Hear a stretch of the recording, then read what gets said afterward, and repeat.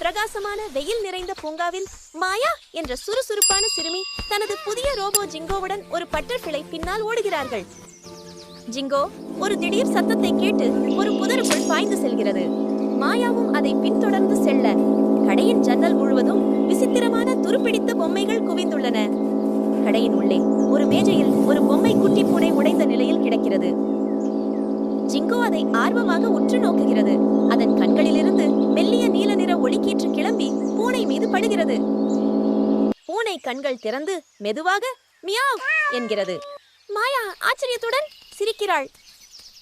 ஜிங்கோ தனது புதிய நண்பருடன் மகிழ்ச்சியுடன் விளையாடுகிறது. இருவரும் இப்போது மாயாவுடன் வெளியே வந்து பூங்காவில் சூரிய ஒளியில் மகிழ்ச்சியுடன் ஓடுகிறார்கள். எனது வீடியோவை யாருமே லைக் பண்ணி சப்ஸ்கிரைப் பண்ணல.